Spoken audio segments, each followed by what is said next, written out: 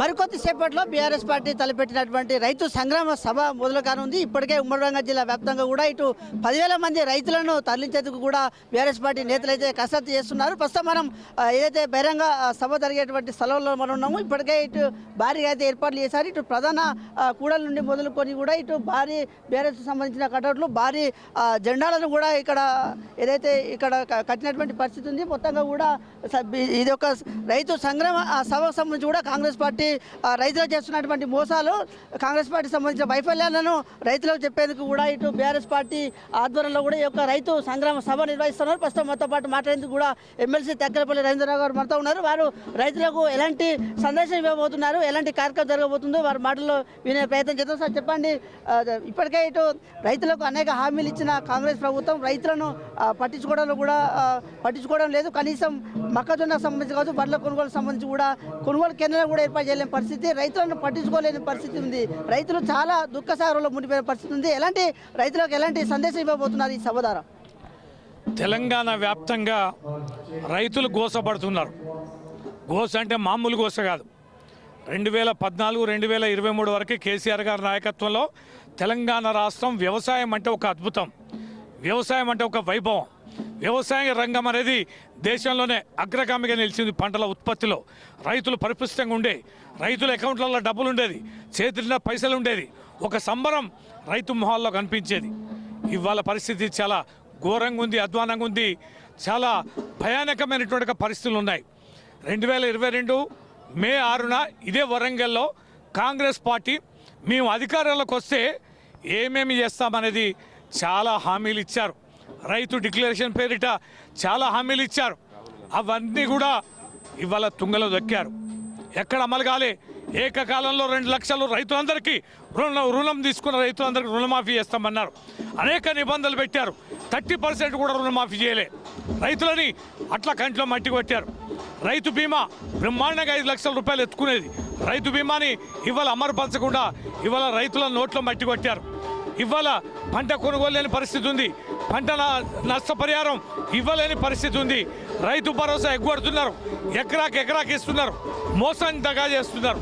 ఇవాళ రాష్ట్ర వ్యాప్తంగా ఎక్కడ పోయినా మొక్కజొన్న కొనుగోలు, వడ్ల కొనుగోలు చాలా దయనీయంగా ఉంది. ఓర్న ఏడుస్తున్నారు రైతులు. మొక్కజొన్న అయితే నెల రోజులుగా కళ్ళల్లో పోసి వారు పడుతున్న గోస అంతా ఇంత కాదు. ఇవన్నీ దృష్టిలో పెట్టుకునే రైతు డిక్లరేషన్ పేరిట చేసిన మోసానికి ఇవాళ మీరు బాధ్యత వహించాలని చెప్పని రైతులు ఏదైతే ఆగ్రహవేశాలుగా ఉన్నారో వారందరూ ఒక సదస్సు పెట్టాలని కోరడం. ఇవాళ వరంగల్ కేంద్రంలో రైతు సదస్సు పెడుతున్నాం. దీనికి కేటీఆర్ గారు ముఖ్య అతిథిగా వస్తున్నారు. అనేక విషయాలు ఇంకా కొద్దిసేపట్లోనే ఇక్కడ చర్చనీయాంశంగా ఉంటుంది. మరి ఈ సభ హైలైట్ కావద్దని, ఈ సభకి రైతులు రాకూడదని పోటీగా ప్రభుత్వ నిధులతో ఖర్చు పెట్టి 5, 6, 7న మరి రైతు మేళ అని చెప్పని పోటీ సభ పెట్టడం ఎంత మేరకు సమంజసం? రైతులను ముంచేది మీరు, గోస పుచ్చుకునేది మీరు, ఉల్టా మళ్ళా రైతుల సభ పోటీగా పెట్టడం అనేది వేల పోయింది.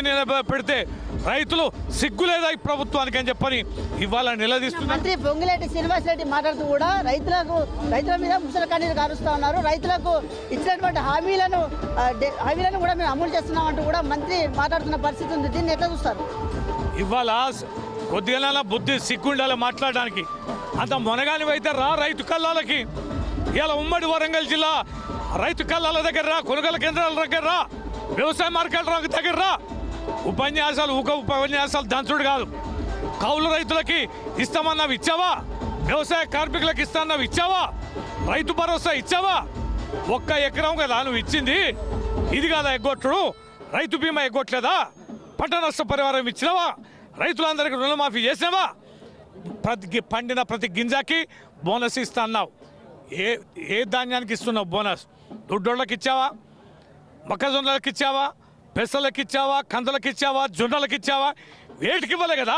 ఒక సన్నోట్లకు ఇస్తానని ఆ సన్నోట్లకు కూడా ఎప్పుడు ఇస్తావో కూడా తెలియదు. ఇట్లా మోసం చేసి దగా చేసేది నువ్వు. ఇవాళ రైతులు పైసలు పెట్టి కొనుక్కుంటామన్న యూరియాను కూడా ఇవ్వలేని దుస్థితి కదా మీరు. యూరియా కోసం యాపి పెట్టిన దౌర్భాగ్య ప్రభుత్వం కదా మీది. ఇంకా రైతులకు బాగు చేసామంటే చెప్పు తీసుకొని తనే పరిస్థితి ఇవాళ కాంగ్రెస్ పార్టీ ఎమ్మెల్యేలు, ఎంపీలు, మంత్రులు పోతే ఇవాళ కళ్ళాల దగ్గర ఉంది. రైతుల దగ్గర పోయి రైతులను ఒప్పించి మెప్పించి మాట్లాడు. ఇలా మేము అసత్యాలు మాట్లాడతాలే, మేము ప్రజాక్షేత్రంలో పోతున్నాం, కళ్ళల దగ్గర పోతున్నాం, రైతులని సందర్శించి మాట్లాడుతున్నాం, మీరు రావాలని మా మీద ఒత్తిడి పెడుతున్నారు, మా పక్షాన పోరాటం చేయమంటున్నారు, ఈ ప్రభుత్వాన్ని నిలదీయమని అంటున్నారు. అవన్నీ వదిలేసి టీవీలలో సోషల్ మీడియాలో వచ్చేటని వదిలేసి కౌంటర్ మీటింగ్లు పెట్టి కౌంటర్ ఉపన్యాసాలు నస్తారు. దమ్మున మునగాళ్ళు అయితే రండి వ్యవసాయ కళాల దగ్గర పోదాం, మేము చెప్పేది వాస్తవమా మీరు చెప్పేది వాస్తవమా బహిరంగంగా తెలుసుకుందాం. రైతుల్లో చైతన్యం తీసుకొచ్చేందుకు బీఆర్ఎస్ పార్టీ ఆధ్వర్యంలో ఎలాంటి కార్యక్రమాలు చేయబోతున్నారు? చివరిగా ఏ కార్యక్రమాన్ని చేస్తామని రైతుల కోసం ప్రజల కోసం మహిళల్ని దగా చేశారు, విద్యార్థులను దగా చేశారు, నిరుద్యోగులు దగా చేశారు, ఫీజు రియంబర్స్మెంట్ ఎగ్గొట్టారు, ఉద్యోగస్తులకి మోసమే చేశారు. అన్ని రంగాల ప్రజలని దగా చేస్తున్న మిమ్మల్ని అన్ని వర్గాల ప్రజల కోసం బీఆర్ఎస్ పార్టీ అండగా ఉంటుంది.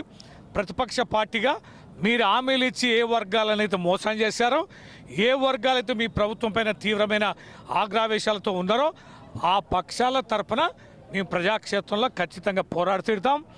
ఇవాళ నువ్వు గ్రౌండ్లకు పర్మిషన్లు ఇవ్వకపోయినంత మాత్రాన, ఇవాళ ఫ్లెక్సీలు చింపినంత మాత్రాన, ఇవాళ ఈ రకంగా అరెస్టులు వేడి చేసి కేసులు పెట్టినంత మాత్రాన బెదిరే పార్టీ బీఆర్ఎస్ కాదు.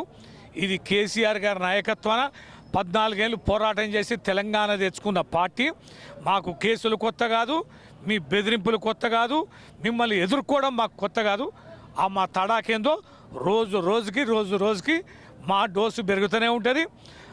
కోపంతో ఉన్న ప్రజలకి అండాన మేము పోరాటాలు చేస్తూనే ఉంటాం. ఇది రైతులకైతే మాయమాటలు చెప్పి గద్దెనెక్కిన కాంగ్రెస్ ప్రభుత్వం ఇటు రైతులను ఆదుకోవడంలో విస్మరించిందంటూ కూడా మాట్లాడుతున్నారు. ఇటు రైతులకు సంబంధించి కూడా హామీలు నెరవేర్చేంత వరకు కూడా రైతులకు చైతన్యం కలిగించేంత వరకు కూడా కార్యక్రమాలు చేస్తూనే ఉంటామంటూ కూడా చెప్తున్నారు. దాదాపుగా ఉమ్మడి వరంగల్ జిల్లా వ్యాప్తంగా కూడా ఇటు 10,000 మంది రైతులతో ఇక్కడ ఇది సంగ్రామ సభ నిర్వహిస్తామంటూ కూడా చెప్తున్నారు. ఎవరు బెదిరించినా, ఎవరు కేసులు పెట్టినా, ఎవరు ఫ్లెక్సీలు చింపినా కూడా ఇది రైతు సంగ్రామ సభ ఆగేది లేదంటూ కూడా ఇటు ఎమ్మెల్సీ తక్కలపల్లి రవీంద్రరావు అయితే మాట్లాడుతున్న పరిస్థితి అయితే సభ వద్ద ఉందని చెప్పవచ్చు. విడుదల సుధీర్ కృష్ణ, S6 న్యూస్, సంగ్రామ సభ వద్ద నుండి.